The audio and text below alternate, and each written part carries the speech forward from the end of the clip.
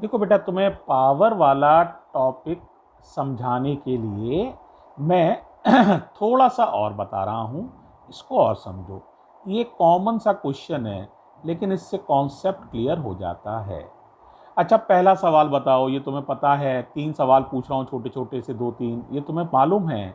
ये बताओ, घरों में जो स्विच लगे होते हैं, है ना, जैसे पंखे लगे हैं, है ना, और बल्ब या ट्यूबलाइट्स लगी हैं, और भी स्विच जो लगे हैं, वो आपस में सीरीज में होते हैं या पैरेलल में होते हैं? मालूम है? पैरेलल में होते हैं, सही जवाब। घर में कितने वोल्ट आते हैं? आइडियल लूप से 220 वोल्ट आते हैं। कितने वोल्ट आते हैं? आइडियली 220 वोल्ट आने चाहिए। फ्लक्चुएट थोड़ा बहुत करते रहते हैं, लेकिन ज़्यादातर हम उन्हें समझ सकते हैं। 220 वोल्ट के लिए सारे ऑपरेटर्स डिजाइन होते हैं, पैरेलल में लगे होते हैं। ठीक है, तो जैसे मैं एक सवाल पूछूं तुमसे कि मान लो हमारे पास 2 बल्ब हैं। एक है 60 वॉट का बल्ब। 60 वॉट का मतलब है 60 वॉट 220 वोल्ट। अगर बल्ब को देखोगे तो इस तरह लिखा भी होता है, यानी 60 वॉट की रोशनी देगा अगर उसको 220 वोल्ट मिलेंगे। इसी तरह घर में एक और बल्ब है, मान लीजिए 100 वॉट का। तो 100 वॉट का मतलब भी यही है, 100 वॉट 220 वोल्ट। तो घर में अगर ये दोनों बल्ब लगाए जाएं तो कौन सा रोशनी ज़्यादा देगा?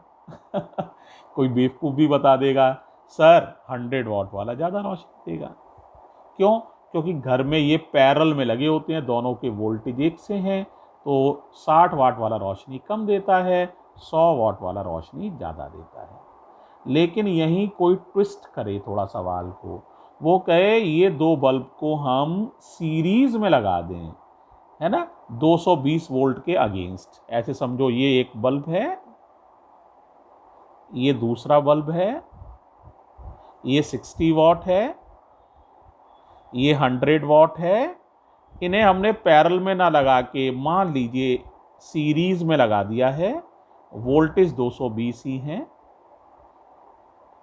सीरीज में लगे हुए हैं, इन सीरीज। सवाल फिर वही है, बताओ कौन सा ज़्यादा रोशनी देगा? तो अगर सीरीज में लगे हैं तो बेटा जवाब बदल जाएगा। अब इस बार 60 वॉट वाला ज़्यादा रोशनी देगा, 100 वॉट वाला ज़्यादा रोशनी नहीं देगा। पैरेलल में तो 100 वॉट वाला ज़्यादा रोशनी दे रहा था, लेकिन सीरीज में 60 वॉट वाला ज़्यादा रोशनी देगा। अब कोई बच्चा कह सकता है, सर क्यों? आप कारण बताइए। तो ज़रा समझो बेटा। देखो बेटे, जब ये 60 वॉट ये बने तो इस हिसाब से हैं, ओके है। तो बताओ, पावर का फॉर्मूला 220 वोल्ट के लिए डिज़ाइन किए गए हैं, तो दोनों का वोल्टेज सेम है, तो पावर का फॉर्मूला हमने लिया V² अपॉन R।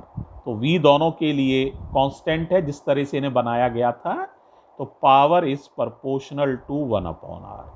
तो जिसकी पावर ज़्यादा है, 100 वाट वाले की पावर ज़्यादा है, तो उसका रेजिस्टेंस क्या होगा? कम।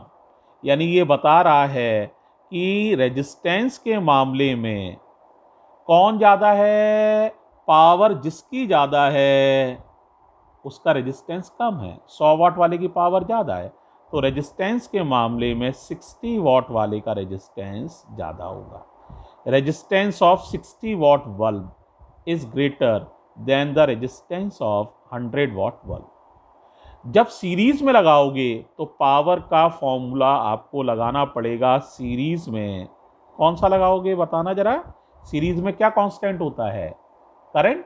तो पावर का फॉर्मूला लगाओगे I²R, यानी power is proportional to R।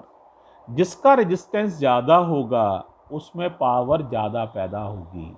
अब रेजिस्टेंस तो 60 वाट वाले का ज़्यादा है, तो पावर ज़्यादा पैदा होगी 60 वाट वाले में। तो which bulb will glow more? Answer, 60 watt bulb will glow more. तो इन सीरीज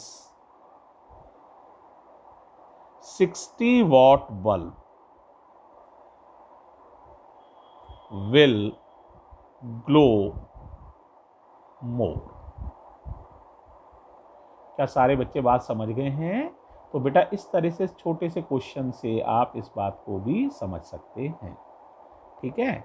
एक और छोटी सी बात आप चाहें तो बता देते हैं। न्यूमरिकल में ना बच्चों ने हमसे न्यूमरिकल पूछा है एक 48। चलो उसके लिए ऐसा करते हैं, 48 पूछा है, और भी कोई हो तो बेटा आप बता दीजिए न्यूमरिकल्स। मैंने कल भी लिखा था बहुत बार कि पोस्ट करो भाई कोई न्यूमरिकल हो, तो एक दो न्यूमरिकल जो बच्चों ने लिखे हैं वो मैं बता देता हूँ। अगले वीडियो में तुम्हें न्यूमरिकल में भेज रहा हूँ। ठीक है, ओके बच्चों।